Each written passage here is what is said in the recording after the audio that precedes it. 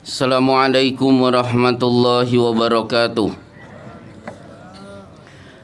Alhamdulillahi rabbil alamin, wal aqibatu lil muttaqin, wala udwana illa 'alal zalimin. Ashhadu an la ilaha illallah wa ashhadu anna Muhammadan abduhu wa rasuluhu. Allahumma salli ala Muhammadin wa ala alihi wa ashabihi ajma'in. Ya ayyuhalladzina amanu taqullaha haqqa tuqatih wa la tamutunna illa wa antum muslimun. Allahu akbar, Allahu akbar, la ilaha illallah, wallahu akbar, Allahu akbar walillahil hamd. Kaum muslimin wal muslimat yang dimuliakan oleh Allah, Ramadan pergi meninggalkan kita. Sejumlah kenangan akan tinggal di belakang, menjadi bagian masa lalu yang tidak akan pernah kembali. Tidak ada seorang pun di antara kita bisa memastikan apakah Ramadan tahun depan akan menjadi milik kita. Tidak ada yang tahu kecuali Allah. Apakah kita masih bisa berkumpul tarawih bersama di tahun depan?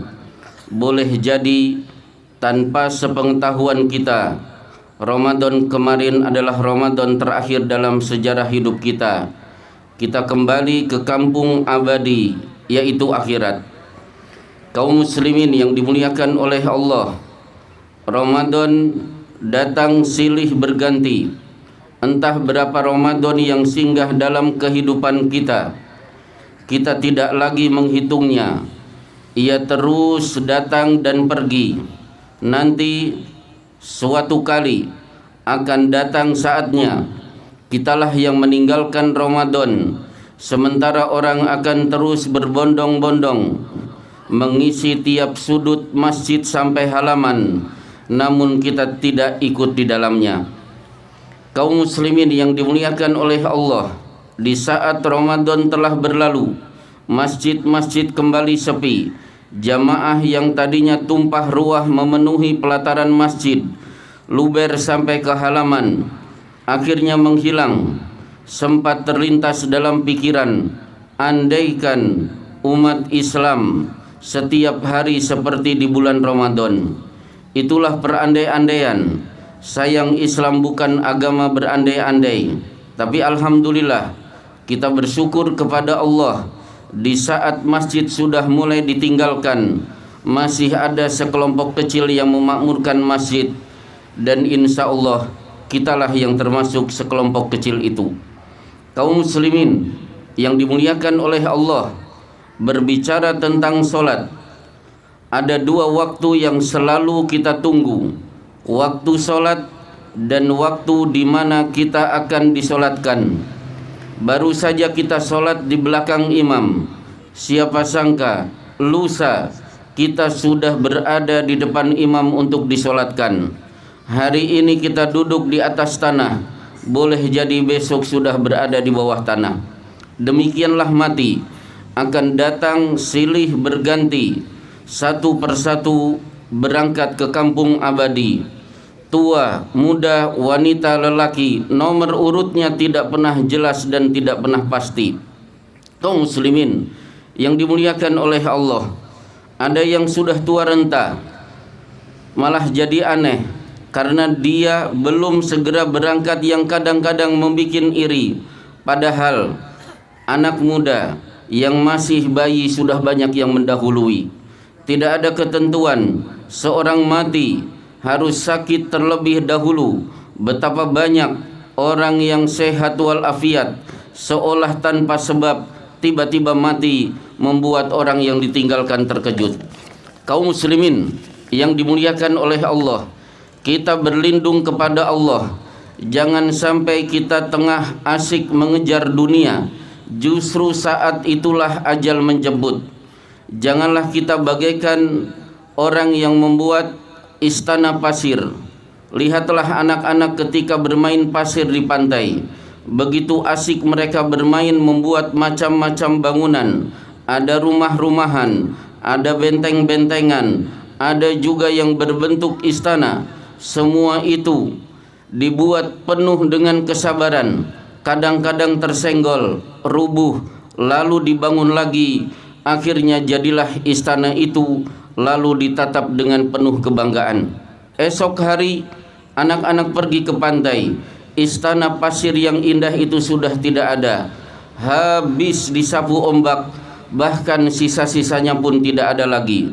Itulah kehidupan dunia yang memperdaya. Oleh karena itu Allah mengingatkan, kalla bal tuhibbunal ajilah, sekali-kali janganlah demikian. Kalian cinta dunia sementara kalian tinggalkan akhirat. Padahal wal akhiratu khairu wa abqa, kehidupan akhirat lebih baik dan lebih kekal.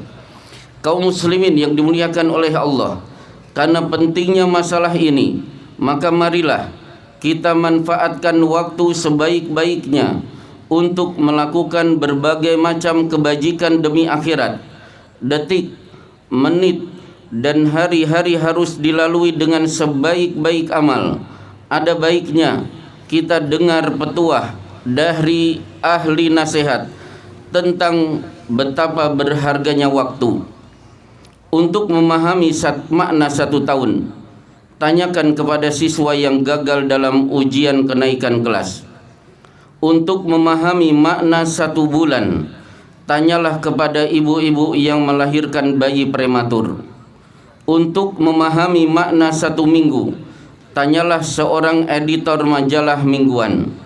Untuk memahami makna 1 hari, tanyalah kepada pekerja harian. Untuk memahami makna 1 jam, tanyalah kepada orang yang resah menunggu kekasihnya. Untuk memahami makna 1 menit, tanyalah kepada seorang yang ketinggalan kereta. Untuk memahami makna 1 detik, tanyalah kepada orang yang selamat dari kecelakaan. Dan untuk memahami makna 1 milidetik, tanyalah kepada seorang pelari yang meraih medali perak di Olimpiade. Kaum muslimin yang dimuliakan oleh Allah, lebih dari itu, orang yang paling memahami betapa mahalnya waktu adalah orang yang sedang berada di gerbang kematian, di mana selama hidupnya jarang bersedekah dan sedikit amal solehnya. Saat dicabut nyawa, bukan sibuk mengucapkan kalimat la ilaha illallah, akan tetapi yang ada adalah iba-iba yang sia-sia ketika dia berkata, Rabbi laula akhartani ila ajalin qarib fa asaddaqa wa akum minas solihin. Wahai Rabbku, mengapa engkau tidak tangguhkan kematianku sampai waktu yang dekat, yang menyebabkan aku bisa bersedekah dan aku termasuk orang-orang yang soleh. Ternyata harapan itu sia-sia, karena Allah menjawab, wala yuakhirallahu nafsan idza jaa ajaluha, sekali-kali Allah tidak akan menangguhkan kematian seseorang apabila datang waktu kematiannya. Kaum muslimin yang dimuliakan oleh Allah, oleh karena itu jangan salahkan cepatnya berlalunya waktu, tapi salahkan kita kenapa kita terlambat untuk beramal. Kaum muslimin yang dimuliakan oleh Allah, sebagai penutup, marilah kita mengambil pelajaran dari nama-nama masjid, Masjid Baitur Rahman. Mudah-mudahan menjadi tempat berkumpulnya orang-orang yang penuh kasih sayang, rukun, aman, tentram, penuh persaudaraan. Masjid At-Taubah, jamaahnya suka bertaubat, membaca istighfar, lebih sibuk mencari kekurangan diri sendiri, kadang tidak sempat lagi menghitung-hitung kekurangan orang lain. Masjid Al-Ikhlas, pengurus dan jamaahnya adalah orang-orang yang ikhlas. Dan Masjid An-Nur, semoga wajah-wajah jamaahnya bercahaya, hidupnya selalu menjadi cahaya dan pelita bagi lingkungan sekitarnya. Meski Ramadan telah berlalu, mari kembali kita ramaikan masjid-masjid bergegaslah melangkah saat adzan berkumandang, karena boleh jadi kumandang adzan yang kita abaikan adalah seruan solat yang terakhir kali terdengar di telinga. Siapa yang berat melangkahkan kakinya ke masjid, bisa dipastikan langkahnya menuju surga juga akan berat.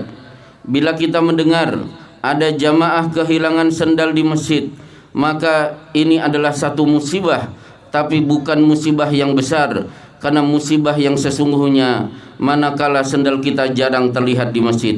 Mumpung masih hidup, ringankan kaki menuju masjid, meski pergi sendirian, bukan berada di masjid setelah diantar oleh orang banyak. Kepada bapak-bapak, kalian adalah laki-laki. Kualitas laki-laki menurut Islam terlihat pada sikap saat kumandang hayya 'alas shalah bergema. Pergikah dia ke masjid atau tetap dengan kesibukan dunianya? Wal iyadu billah. Tetap sibuk dengan urusan dunia, padahal panggilan solat tengah berkumandang, justru saat itulah ajal datang. Adzan tidak hanya pemberitahuan bahwa waktu solat sudah masuk, adzan juga panggilan bagi laki-laki untuk segera pergi ke masjid. Tentu pemimpin murka bila panggilannya kepada anak buahnya tidak digubris. Suami akan marah bila istri tidak segera datang saat memanggilnya. Anak akan kena damprat bila tetap asik dengan kegiatannya, padahal orang tua sudah berteriak-teriak memanggilnya. Demikianlah Allah juga berhak murka kepada kaum laki-laki yang tidak menyambut seruan hayya 'alas shalah. Oleh karena itu, ketika Abdullah bin Abbas ditanya, su'ila an rajulin yaqumul lail wa yasumun nahar wa la yajma'. Apa pendapat engkau wahai Ibnu Abbas, orang yang rajin salat tahajud, saum sunnah, tapi dia tidak salat berjamaah? Maka dengan kalimat yang singkat Ibnu Abbas menjawab, innahu minnar, dia termasuk penghuni neraka. Akhirnya diberi taufik oleh Allah bisa istiqomah. Salat di tengah-tengah shaf adalah nikmat yang besar yang tidak semua kaum muslimin menikmatinya. Akhirnya kaum muslimin yang dimuliakan oleh Allah, inilah renungan Idul Fitri tahun ini. Taqabbalallahu minna wa minkum. Semoga Allah menerima semua ibadah yang kita tunaikan, dan kita berharap Ramadan tahun depan masih menjadi milik kita. Allahumma salli ala Muhammad wa ala alihi wa sahbihi ajma'in. Allahumma gfiril muslimina wal muslimat wal mu'minina wal mu'minat al ahya'i minhum wal amwat, innaka ala kulli syai'in qadir. Allahumma inna nas'aluka al-huda wat tuqa wal afafa wal ghina. Allahumma inna nas'aluka ilman nafi'a wa rizqan thayyiba wa amalan mutaqabbala. Rabbana atina fid dunya hasanatan wa fil akhirati hasanatan wa qina adzabannar. Wa sallallahu ala Muhammadin wa ala alihi wa sahbihi wa sallim. Walhamdulillahi rabbil alamin. Assalamualaikum warahmatullahi wabarakatuh.